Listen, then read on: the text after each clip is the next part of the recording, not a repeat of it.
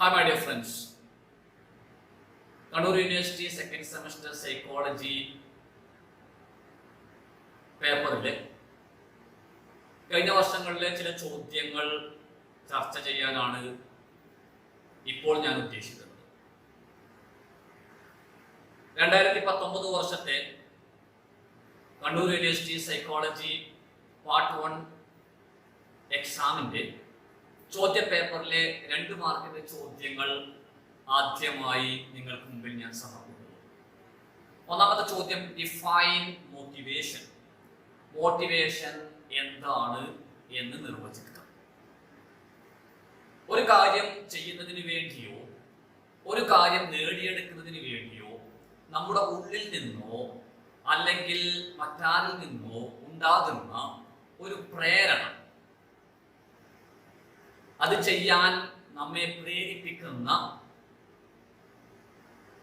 ഒരു തള്ളൽ, അതാണ് മോട്ടിവേഷൻ. അത് ഉള്ളിൽ നിന്നാകാം, പുറത്തു നിന്നാകാം. ഉള്ളിൽ നിന്നാകുമ്പോൾ നമ്മൾ അതിനെ ഇൻട്രിൻസിക് മോട്ടിവേഷൻ എന്ന് വിളിക്കുന്നു. പുറത്തു നിന്നാകുമ്പോൾ നമ്മൾ അതിനെ എക്സ്ട്രിൻസിക് മോട്ടിവേഷൻ എന്ന് വിളിക്കുന്നു. ഉദാഹരണമായിട്ട് നമുക്ക് നന്നായിട്ട് ഇംഗ്ലീഷ് സംസാരിക്കാം. ഈ ഇംഗ്ലീഷ് സംസാരിക്കണം എന്നുള്ളത് നമ്മുടെ കുട്ടിക്കാലം മുതലേ ഉള്ള ഒരു ആഗ്രഹമാണ്. അഥവാ കുട്ടിക്കാലത്ത് നമ്മുടെ സ്കൂളിൽ ഒരാൾ വരികയും അദ്ദേഹം നന്നായിട്ട് ഇംഗ്ലീഷിൽ സംസാരിക്കുകയും ചെയ്തു. അപ്പോൾ എല്ലാവരും അദ്ദേഹം നന്നായിട്ട് ഇംഗ്ലീഷ് സംസാരിക്കുന്നല്ലോ എന്ന രീതിയിൽ സംസാരിക്കുന്നത് കേട്ടപ്പോൾ നിങ്ങളുടെ ഉള്ളിന്റെ ഉള്ളിലൊരാഗ്രഹം, എനിക്കും ഇതുപോലെ സംസാരിക്കണം. അതൊരു മോട്ടിവേഷനാണ്, ഒരു തള്ളലാണ്, ഒരു പ്രേരണയാണ്. നിങ്ങളുടെ ഉള്ളിൽ നിന്ന് തന്നെ ഉള്ള ഒരു പ്രേരണയാണ്. ഈ പ്രേരണ ഉള്ളത് കൊണ്ട് തന്നെ നിങ്ങൾക്ക് ഇംഗ്ലീഷിൽ സംസാരിക്കാൻ വേണ്ടി പഠിക്കാൻ പെട്ടെന്ന് സാധിക്കും. ഇൻട്രിൻസിക് മോട്ടിവേഷനാണ്. നേരെ മറിച്ച് നിങ്ങളുടെ വീട്ടിൽ നിന്നും നിങ്ങളുടെ അമ്മ പറയുന്നു, നീ നന്നായിട്ട് ഇംഗ്ലീഷ് സംസാരിക്കാൻ പഠിക്കുകയാണെങ്കിൽ ഞാൻ നിന്നോട് ഇംഗ്ലീഷിൽ പ്രസംഗിക്കാൻ പറയുകയും നീ ഇംഗ്ലീഷിൽ പ്രസംഗിക്കുകയും ചെയ്തു കഴിഞ്ഞാൽ നീ ഇംഗ്ലീഷിൽ നന്നായി സംസാരിക്കാൻ തുടങ്ങി എന്നതിന്റെ തെളിവാണ്. അങ്ങനെയാണെങ്കിൽ നിനക്ക് ഞാനൊരു സൈക്കിൾ വാങ്ങിച്ചു തരാം. ഒരു എക്സ്റ്റേണൽ മോട്ടിവേഷനാണ്. അപ്പൊ എന്താണ് മോട്ടിവേഷൻ എന്ന് ചോദിച്ചു കഴിഞ്ഞാൽ 2 മാർക്കിന് അത്രയൊന്നും നിങ്ങൾ എഴുതേണ്ട ആവശ്യമില്ല. ഒരു പാരഗ്രാഫിൽ ചോദിച്ചാൽ ഈ വിശദീകരണമൊക്കെ കൊടുക്കാമെന്ന് മാത്രം. 2 മാർക്കിനാണ് ചോദിക്കുന്നതെങ്കിൽ ഒരു കാര്യം ചെയ്യുന്നതിന് വേണ്ടിയോ അല്ലെങ്കിൽ ഒരു കാര്യം നേടിയെടുക്കുന്നതിന് വേണ്ടിയോ നമ്മെ പ്രേരിപ്പിക്കുന്ന തരത്തിലുള്ള ഉള്ളിൽ നിന്നോ പുറത്തു നിന്നോ ഉള്ള പ്രേരണയെയാണ് മോട്ടിവേഷൻ എന്ന് പറയുന്നത്. ഇനി ഈ ചോദ്യപേപ്പറിലെ 2ാമത്തെ ചോദ്യമാണ് റൈറ്റ് അബൌട്ട് പെർസെപ്ഷൻ. ഞാൻ മുമ്പ് പറഞ്ഞിട്ടുണ്ട്, സെൻസേഷനും പെർസെപ്ഷനും സയാമീസ് ഇരട്ടകളെ പോലെയാണ്, രണ്ടും കൂടി ചേർന്നതാണ്. സെൻസേഷൻ ഉണ്ടാകുമ്പോഴാണ് പലപ്പോഴും പെർസെപ്ഷൻ സംഭവിക്കുന്നത്. ഇപ്പൊ നമുക്കൊരു ഇന്ദ്രിയാനുഭവം ഉണ്ടാകുമ്പോൾ നമ്മുടെ തലച്ചോർ അതിനെ വ്യാഖ്യാനിക്കുന്നതാണ് പെർസെപ്ഷൻ. ഇപ്പൊ നമ്മൾ ഒരാളെ കാണുന്നു, അയാളെ കാണുന്ന സമയത്ത് തന്നെ ഇയാൾ ഒരു ക്രൂരനാണ് എന്ന് നമ്മുടെ തലച്ചോറ് പറയുകയാണെങ്കിൽ, നമുക്ക് തോന്നുകയാണെങ്കിൽ പെർസെപ്ഷൻ ആണ്, വ്യാഖ്യാനമാണ്. അപ്പൊ എന്താണ് പെർസെപ്ഷൻ എന്ന് ചോദിച്ചു കഴിഞ്ഞാൽ, നമ്മുടെ പഞ്ചേന്ദ്രിയങ്ങളിൽ ഒന്ന് ഏതെങ്കിലും ഒരു ഒബ്ജക്റ്റുമായി, ഒരു വസ്തുവുമായി ബന്ധപ്പെടുമ്പോൾ നമ്മുടെ തലച്ചോർ അതിനെ ഒരു പ്രത്യേക തരത്തിൽ വ്യാഖ്യാനിക്കുന്നു. ഈ പ്രവർത്തനത്തെ പെർസെപ്ഷൻ എന്ന് പറയുന്നു. 2 മാർക്കുകളുടെ ഉത്തരമായി. ഇനി 3ാമത്തെ ചോദ്യമാണ്, what is motor perceptual stratum? What is motor perceptual stratum? ഇവിടെ മോട്ടോർ സ്കിൽ എന്ന് പറഞ്ഞാൽ നമ്മുടെ മസിലുമായി ബന്ധപ്പെട്ട പ്രവർത്തനമാണ്. അപ്പൊ നമ്മൾ ഒരു പ്രത്യേക ഡയറക്ഷനിലേക്ക് നോക്കുന്നു, അത് നമ്മുടെ ഒരു മോട്ടോർ സ്കില്ലാണ്. പെർസെപ്ഷൻ എന്ന് പറഞ്ഞാൽ ഞാൻ നേരത്തെ പറഞ്ഞു, നമ്മുടെ ഇന്ദ്രിയാനുഭവങ്ങളിൽ ഒന്ന് ഒരു വസ്തുവുമായി കോണ്ടാക്ട് ചെയ്യുമ്പോൾ നടക്കുന്ന ഒരു പ്രവർത്തനമാണ്. ഈ മോട്ടോർ പെർസെപ്ച്വൽ സ്ട്രാറ്റം എന്ന് പറഞ്ഞാൽ എന്താണ് എന്ന് ചോദിച്ചാൽ, നമ്മൾ കുട്ടിക്കാലം മുതൽ നമ്മളൊരു ഡെവലപ്മെന്റ് ഉണ്ടാകുമ്പോൾ ഈ പെർസെപ്ഷനും അതുപോലെ തന്നെ മോട്ടോർ സ്കില്ലും തമ്മിൽ യോജിച്ചു പോകേണ്ടതുണ്ട്. ഉദാഹരണത്തിന് ഒരു ഗ്ലാസ് വീണ് പൊട്ടുന്നു, ആ ശബ്ദം നമ്മൾ കേൾക്കുന്നു. ശബ്ദം കേൾക്കുക എന്നുള്ളത് നമ്മുടെ ഈ കേൾവി എന്ന് പറയുന്ന പഞ്ചേന്ദ്രിയങ്ങളിൽ ഒന്നാണ്, അല്ലെ കേൾവി എന്ന് പറയുന്നത്. അത് എന്ത് ചെയ്യുന്നു, ആ ഗ്ലാസ് താഴേക്ക് വീഴുന്നത് ആ ശബ്ദവുമായി എന്ത് ചെയ്യുന്നു, കോണ്ടാക്ട് ചെയ്യുന്നു. അപ്പോൾ നമ്മൾ നേരത്തെ അവിടെ വെച്ച ഗ്ലാസ് വീണ് പൊട്ടിയല്ലോ എന്ന് നിങ്ങളുടെ തലച്ചോറ് പറയുമ്പോൾ പെർസെപ്ഷൻ നടക്കും. എന്നാൽ ഈ പെർസെപ്ഷൻ നടക്കുമ്പോഴേക്കും ആ ഭാഗത്തേക്ക് നോക്കാൻ നിങ്ങൾക്ക് കഴിയുന്നുവെങ്കിൽ പെർസെപ്ഷനും മോട്ടോർ സ്കില്ലും യോജിച്ചു പോകുന്നു എന്ന് പറയാം. ഇത്തരം ഒരു ഫിനോമിന, ഇത്തരം ഒരു പ്രതിഭാസമാണ് മോട്ടോർ പെർസെപ്ച്വൽ സ്ട്രാറ്റം എന്ന പേരിൽ അറിയപ്പെടുന്നത്. ഇത് രണ്ടും യോജിച്ചു പോകണം.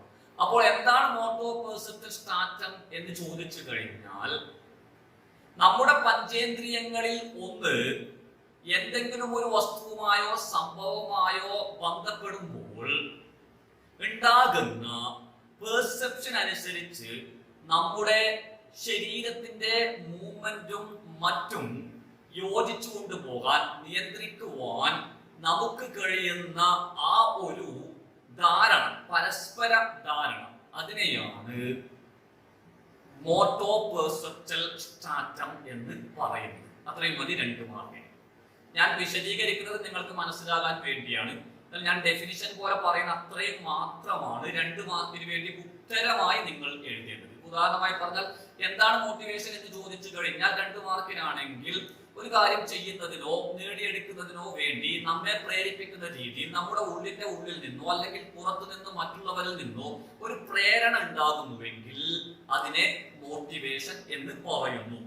എന്താണ് പെർസെപ്ഷൻ എന്ന് ചോദിച്ചു കഴിഞ്ഞാൽ, നമ്മുടെ പഞ്ചേന്ദ്രിയങ്ങളിൽ ഒന്ന് ഏതെങ്കിലും ഒരു ഒബ്ജക്റ്റുമായി ബന്ധപ്പെടുന്ന സമയത്ത് അതിനെക്കുറിച്ച് നമ്മുടെ തലച്ചോർ ഒരു വ്യാഖ്യാനം നമുക്ക് നൽകുന്നു. ഈ പ്രോസസ്സിനെ പെർസെപ്ഷൻ എന്ന് പറയുന്നു. What is motor perceptual stratum എന്ന് ചോദിച്ചു കഴിഞ്ഞാൽ, നമ്മുടെ പഞ്ചേന്ദ്രിയങ്ങളിൽ ഒന്ന് ഏതെങ്കിലും ഒരു വസ്തുവുമായോ സംഭവമായോ കോണ്ടാക്ട് ചെയ്യുമ്പോൾ, ബന്ധപ്പെടുമ്പോൾ നമുക്ക് ലഭിക്കുന്ന വ്യാഖ്യാനത്തിനനുസരിച്ച്, പെർസെപ്ഷൻ അനുസരിച്ച് നമ്മുടെ ശരീരത്തിന്റെ മൂവ്മെന്റിനെ, നമ്മുടെ മസിലിന്റെ ചലനത്തെ നിയന്ത്രിക്കാൻ സാധിക്കുന്ന തരത്തിലുള്ള ആ പരസ്പര ധാരണ, അതിനെയാണ് മോട്ടോർ പെർസെപ്ച്വൽ സ്ട്രാറ്റം എന്ന് പറയുന്നത്. 3 മാർക്കിന് ഒരു പേജ് പോലും വേണ്ട. ഒരു 3/4 പേജ് എഴുതുമ്പോഴേക്കും നിങ്ങൾക്ക് 3 ചോദ്യത്തിന് ഒരു പേജ് പോലും വേണ്ട. 3/4 പേജ് എഴുതുമ്പോഴേക്കും നിങ്ങൾക്ക് 6 മാർക്ക് ലഭിച്ചു കഴിഞ്ഞു. ഇനി അടുത്തൊരു ചോദ്യം, 4ാമത്തെ ചോദ്യം, 2019 ചോദ്യ പേപ്പറിലെ 4ാമത്തെ ചോദ്യം, ഡിഫൈൻ സബ്സ്യൂം ആൻഡ് സബ്സംഷൻ.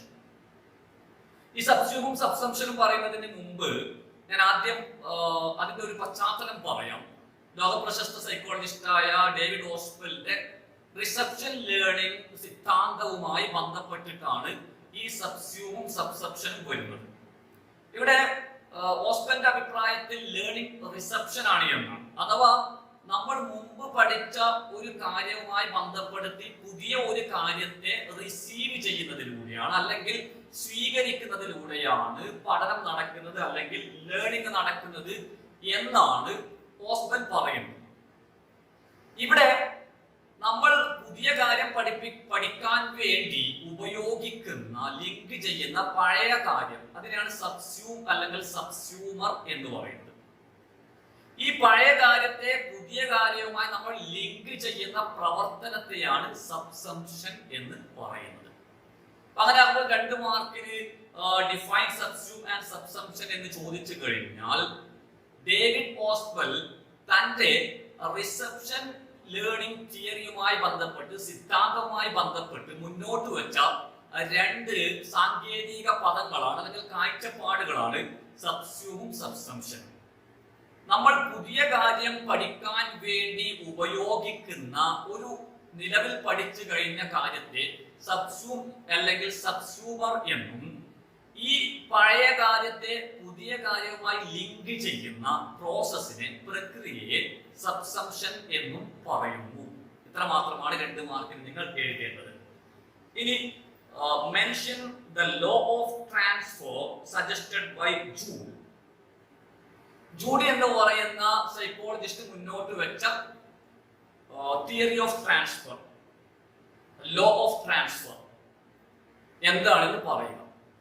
നിങ്ങൾക്ക് ട്രാൻസ്ഫർ ഓഫ് ട്രെയിനിങ്ങിനെ കുറിച്ച് അറിയാം, അല്ലെങ്കിൽ ട്രാൻസ്ഫർ ഓഫ് ലേണിങ്ങിനെ കുറിച്ച് അറിയാം. നമ്മൾ മുമ്പ് പഠിച്ച ഒരു കാര്യത്തിലെ ചില ഘടകങ്ങൾ പ്രകാരം പുതിയൊരു കാര്യം നമുക്ക് പെട്ടെന്ന് പഠിച്ചെടുക്കാൻ സാധിക്കുക. ഇത് മിക്കവാറും സ്കില്ലിലാണ് വരിക, ഒരു ആക്ടിവിറ്റിയിലാണ് വരിക. ഇപ്പൊ നമ്മൾ സൈക്കിൾ ഓടിക്കാൻ നമ്മൾ പഠിച്ചിട്ടുണ്ടെങ്കിൽ ആ സൈക്കിൾ ഓടിക്കാൻ പഠിച്ചത് കൊണ്ട് നമുക്ക് ബൈക്ക് ഓടിക്കാൻ പഠിക്കുമ്പോൾ കുറച്ചുകൂടെ വേഗത്തിൽ പഠിക്കാൻ സാധിക്കും. സൈക്കിൾ ഓടിക്കാൻ അറിയാത്ത ഒരാൾ ബൈക്ക് ഓടിക്കാൻ പഠിക്കുന്നതിനേക്കാൾ വേഗത്തിൽ സൈക്കിൾ ഓടിക്കാൻ അറിയുന്ന ഒരാൾക്ക് പഠിക്കാൻ സാധിക്കുമെന്നാണ്. അഥവാ സൈക്കിൾ ഓടിക്കുക എന്ന് പറഞ്ഞ പ്രവർത്തനത്തിലുള്ള ചില കാര്യങ്ങൾ നമ്മൾ എന്ത് ചെയ്യുന്നു, ബൈക്ക് ഓടിക്കുക എന്ന് പറയുന്ന പ്രവർത്തനങ്ങളിലേക്ക് ട്രാൻസ്ഫർ ചെയ്യും. ഇതാണ് ട്രാൻസ്ഫർ ഓഫ് ട്രെയിനിങ് എന്ന് പറയുന്ന കോൺസെപ്റ്റ്. ഈ ട്രാൻസ്ഫർ ഓഫ് ട്രെയിനിങ് നടക്കുന്നതിൽ കുറെ തത്വങ്ങളുണ്ട്, സിദ്ധാന്തങ്ങളുണ്ട് എന്ന് പലരും പറഞ്ഞിട്ടുണ്ട്. അതിൽ ജൂഡി എന്ന് പറയുന്ന വ്യക്തി, സൈക്കോളജിസ്റ്റ് മുന്നോട്ട് വെച്ചൊരു തിയറിയാണ്, അല്ലെങ്കിൽ ലോ ആണ്, ലോ ഓഫ് ജനറലൈസേഷൻ അല്ലെങ്കിൽ പ്രിൻസിപ്പിൾ ഓഫ് ജനറലൈസേഷൻ. അദ്ദേഹം പറയുന്നത് 2 പ്രവർത്തനത്തിലുള്ള പൊതുവായ ഘടകങ്ങൾ മനസ്സിലാക്കിക്കൊണ്ട് പഠിക്കുമ്പോൾ പെട്ടെന്ന് പഠിക്കാൻ സാധിക്കും. അതുകൊണ്ടാണ് ട്രാൻസ്ഫർ ഓഫ് ട്രെയിനിങ് സംഭവിക്കുന്നത് എന്നാണ്. അപ്പൊ നമ്മൾ അതിന് 2 മാർക്കിനെ പറയുമ്പോൾ ജൂഡ് ട്രാൻസ്ഫർ ഓഫ് ട്രെയിനിങ്ങിന്റെ ലോ ആയി സിദ്ധാന്തമായി മുന്നോട്ട് വെച്ചത് ജനറലൈസേഷൻ ലോ ആണ്, ലോ ഓഫ് ജനറലൈസേഷൻ ആണ്. ഇത് പ്രകാരം, അല്ലെങ്കിൽ ജൂഡിന്റെ അഭിപ്രായത്തിൽ ട്രാൻസ്ഫർ ഓഫ് ട്രെയിനിങ് നടക്കുന്നത് നമ്മൾ മുമ്പ് നേടിയെടുത്ത സ്കില്ലിലും പുതുതായി നേടിയെടുക്കാൻ പോകുന്ന സ്കില്ലിലും പൊതുവായിട്ടുള്ള ഘടകങ്ങളെ മാനദണ്ഡമാക്കി ആണ് പുതിയ കാര്യം നമ്മൾ നേടിയെടുക്കുന്നത് എന്നാണ്. ഈ ഒരു ലോ ആണ്, നിയമമാണ്, തിയറിയാണ് ജൂഡ് മുന്നോട്ട് വെച്ച ലോ ഓഫ് ജനറലൈസേഷൻ എന്ന് പറയുന്നത്. ഇത്രയും മതി. ഇനി 6ാമത്തെ ചോദ്യം, right about group cohesiveness. Right about group cohesiveness. ഇത് ഒരു ഗ്രൂപ്പിലെ അംഗങ്ങൾ തമ്മിലുള്ള ബന്ധത്തെയും ആ ഗ്രൂപ്പിനോടുള്ള ഒരാളുടെ ആത്മാർത്ഥതയും സൂചിപ്പിക്കുന്ന ഒരു പദമാണ് ഗ്രൂപ്പ് കോഹെസീവ്നെസ് എന്ന് പറയുന്നത്. അത് പറയുന്നത്, ഇപ്പൊ നമ്മള് ഈ ഗ്രൂപ്പിൽ ചില അംഗങ്ങൾ വെറുതെ ഗ്രൂപ്പിലുണ്ടാവും, അവർക്കൊരു ടീം സ്പിരിറ്റോ അല്ലെങ്കിൽ ഗ്രൂപ്പിലുള്ള മറ്റു അംഗങ്ങളോടൊന്നും വലിയ ആത്മാർത്ഥതയൊന്നും ഉണ്ടാവില്ല. അവരുടെ സ്വന്തം കാര്യം നേടിയെടുക്കാൻ വേണ്ടി, സ്വാർത്ഥ താല്പര്യങ്ങൾക്ക് വേണ്ടി ചിലപ്പോൾ ഗ്രൂപ്പിൽ ചേർന്നതായിരിക്കും ചിലർ. മറ്റു ചിലർ അങ്ങനെയല്ല, മറ്റു ചിലർ ഗ്രൂപ്പിനോട് ഭയങ്കര ആത്മാർത്ഥതയുണ്ടാവും. ഈ ആത്മാർത്ഥതയുടെ തോത്, ഡിഗ്രി, അതിനെയാണ് കോഹെസീവ്നെസ് എന്ന് പറയുന്നത്. അഥവാ ഗ്രൂപ്പ് കോഹെസീവ്നെസ് എന്ന് പറഞ്ഞാൽ ഒരു ഗ്രൂപ്പിൽ ഒരു ഗ്രൂപ്പിന്റെ അംഗങ്ങളായിട്ടുള്ള, അല്ലെങ്കിൽ ഗ്രൂപ്പിൽ ഉൾക്കൊള്ളുന്ന അംഗങ്ങൾ തമ്മിലുള്ള പരസ്പര ബന്ധത്തിന്റെയും അവർക്ക് ഗ്രൂപ്പിനോടുള്ള ആത്മാർത്ഥതയുടെയും അളവ്, തോത്,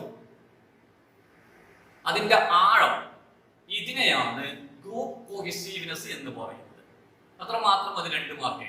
ഗ്രൂപ്പ് കോഹെസീവ്നെസ് കൂടുന്നതിനനുസരിച്ച് ഗ്രൂപ്പിന്റെ വിജയത്തിനുള്ള സാധ്യത കൂടും, അല്ലെ? ഗ്രൂപ്പ് കോഹെസീവ്നെസ് കൂടുന്നതനുസരിച്ച് നിങ്ങൾ ഈ ഗെയിമിലേക്ക് പോലും പോയാൽ മതി. ഈ ടീം ഗെയിമുകളിൽ കൂട്ടുകാർ, ഇപ്പൊ ഫുട്ബോൾ ആണെന്ന് വിചാരിക്കുക, ഫുട്ബോൾ ഒരിക്കലും ഒരാൾക്ക് ഒറ്റയ്ക്ക് ഗോൾ അടിക്കാൻ കഴിയില്ല, പാസ് കൊടുക്കണം. അപ്പൊ സ്വാഭാവികമായിട്ടും കളിക്കാർ തമ്മിലുള്ള ബന്ധം, ആ കോഹെസീവ്നെസ് കൂടുതലാണെങ്കിൽ പരസ്പരം പാസ് കൊടുക്കാനുള്ള സാധ്യത കൂടും, അപ്പോൾ വിജയത്തിനുള്ള സാധ്യത കൂടും. അപ്പൊ ഒരു പ്രത്യേക ഗ്രൂപ്പിൽ ഉൾപ്പെട്ടിട്ടുള്ള അംഗങ്ങൾ തമ്മിലുള്ള ബന്ധത്തിന്റെയും അവർക്ക് ആ ഒരു ഗ്രൂപ്പിനോടുള്ള ആത്മാർത്ഥതയുടെയും അല്ലെങ്കിൽ അർപ്പണബോധത്തിന്റെയും തോത്, അതിന്റെ ആഴം, അതിന്റെ ഡിഗ്രി, അതിനെയാണ് ഗ്രൂപ്പ് കോഹെസീവ്നെസ് എന്ന് പറയുന്നത്. അത്രയും മതി 2 മാർക്ക്.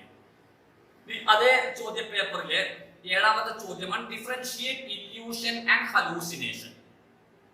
ഇത് മറ്റൊരു വീഡിയോ ക്ലാസ്സിൽ ഞാൻ പറഞ്ഞതാണ്, ഇല്യൂഷനും ഹലൂസിനേഷനും. ഞാൻ നേരത്തെ പറഞ്ഞു, ഇന്ദ്രിയാനുഭവം ഉണ്ടാകുമ്പോൾ നമ്മുടെ തലച്ചോർ വ്യാഖ്യാനിക്കും, അത് സെൻസേഷൻ പെർസെപ്ഷൻ.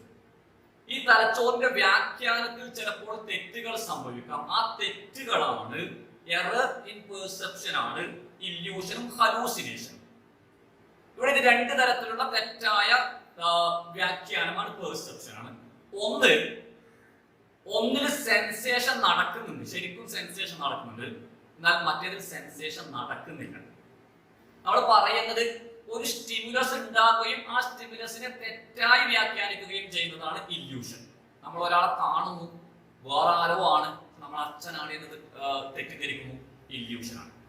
എന്നാൽ രണ്ടാമത്തെ സ്റ്റിമുലസ് ഉണ്ടാകുന്നില്ല, നമ്മൾ ആരെയും കാണുന്നില്ല, പക്ഷെ ആരെയോ കാണുന്നത് പോലെ നമുക്ക് തോന്നുന്നു, ഹലൂസിനേഷൻ ആണ്. അത് നമ്മൾ പറയുമ്പോൾ 2 മാർക്കിന് പറയുമ്പോൾ നമ്മുടെ പഞ്ചേന്ദ്രിയങ്ങളിൽ ഒന്ന് എന്തെങ്കിലും ഒരു ഒബ്ജക്റ്റുമായി കൂട്ടിമുട്ടുമ്പോൾ പെർസെപ്ഷൻ ഉണ്ടാകും. അല്ലെങ്കിൽ അങ്ങനെ പറയണ്ട. എന്താണ് ഇല്യൂഷൻ ഹലൂസിനേഷനും എന്ന് ചോദിച്ചാൽ, നമ്മുടെ പെർസെപ്ഷനിൽ ഉണ്ടാകുന്ന ഒരു കാര്യത്തെ നമ്മൾ ആഗിരണം ചെയ്യുന്നതിൽ ഉണ്ടാകുന്ന 2 തരം തെറ്റായ വ്യാഖ്യാനങ്ങളാണ് ഇല്യൂഷനും ഹലൂസിനേഷനും.